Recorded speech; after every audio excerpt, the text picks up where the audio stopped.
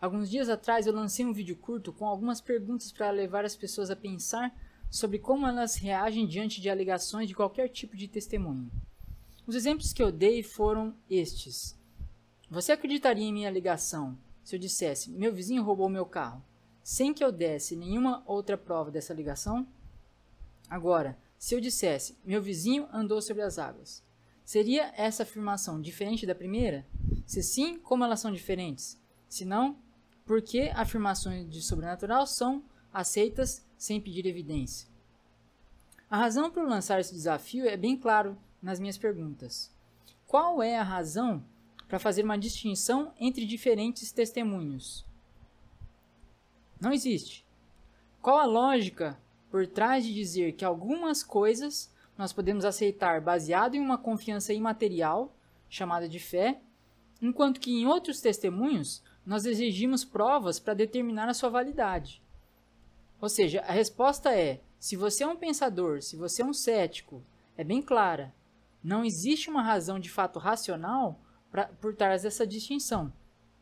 Ela é basicamente desenvolvida em alguns processos que impedem o indivíduo de praticar as suas faculdades mentais de questionamento com menos impedimentos. Impedimentos sempre existem, né, em nossas faculdades mentais. Porém, existem meios racionais de diminuir esse processo impreciso no qual nós temos impedimentos aos nossos questionamentos. E que processos são esses? Que nos impedem de ver as coisas como elas, vamos dizer assim, são. Né? 1. Doutrinação em grupo, ou desde criança. 2. Conformidade com o grupo e suas vantagens. E 3. A dificuldade em voltar atrás e rever as suas posições. Não é nem mesmo necessário explicar muito como estes influenciam a opinião de uma pessoa de que alguém fala a verdade e que pode ser aceita sem evidência, enquanto outros não. Você pode comparar pessoas diferentes discutindo a religião. Né? Uma pessoa vai seguir as tradições da sua religião, outra pessoa segue as delas. Né? Antropologia, sociologia em geral e psicologia demonstram claramente que essas coisas afetam a capacidade do indivíduo de questionar tradições de maneira racional. Agora, qual a evidência mais perceptível, geral disso?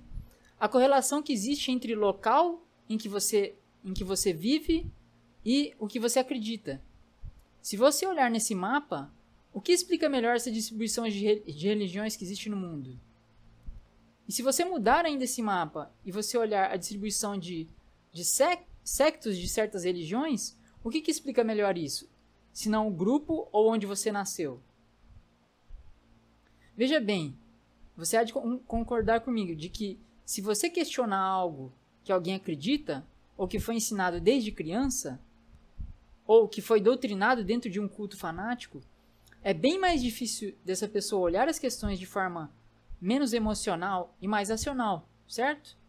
Ou seja, isso é senso comum. O senso comum já nos diz isso. O 2. A conformidade com o grupo. Após que você já se viu em uma situação na qual você tem uma opinião distante dentro de um grupo, e como isso afetou o seu status dentro desse grupo? Pessoas se afastarem de você, realizarem o que chamamos de ostracismo. O que significa isso? Que inconscientemente, e às vezes até conscientemente, nós tentamos nos parecer com as pessoas à nossa volta para não criarmos conflitos. O que neste caso também nos leva a aceitarmos coisas sem questionar. Que volta à questão do testemunho. E por último, a dificuldade de rever nossas posições é algo natural do ser humano. Nós geralmente não queremos estar errados. Com alguma exceção, alguns dizem a pessoas pesquisando um assunto, né, cientificamente. Às vezes, né? Às vezes também não. Agora, no caso de alguém que dedicou sua vida a uma causa, a uma crença, e possivelmente depende dela para viver e trabalhar, apostar em questionamentos de seus princípios de maneira aberta e aviltar todas as possibilidades de estar errados, causa sofrimento, ansiedade e possivelmente a perda da sua carreira. Razão pela qual, por exemplo, o Instituto Dawkins, sim, daquele Dawkins, da Inglaterra, ele oferece ajuda financeira a pessoas nos Estados Unidos que perderam suas carreiras, cléricas, por exemplo, né, ou pastores, devido à razão de não conseguirem manter o fingimento de que continuam a acreditar nas coisas que estão pregando, que causa sofrimento a essas pessoas. É muito mais difícil admitir seus erros nessas circunstâncias, e exatamente por isso é necessário usar ferramentas da lógica, racionalidade e hermenêutica para guiar as nossas perguntas e não nos deixar levar por opiniões pré-formadas nesses assuntos, para nos ajudar a modificar essas opiniões pré-formadas.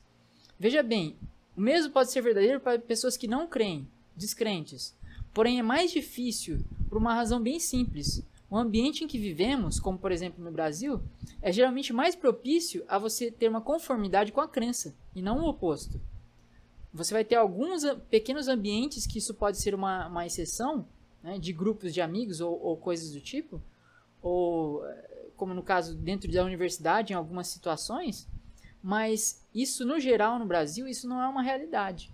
Bom, essas são algumas das razões das pessoas se apegarem à tradição e razões pelas quais não questionam o testemunho escrito do texto bíblico. No segundo vídeo, eu vou me ater mais aos exemplos práticos para exemplificar como o testemunho bíblico se difere de um testemunho comum e como isso é uma contradição irracional aceitar esses testemunhos sem verificação.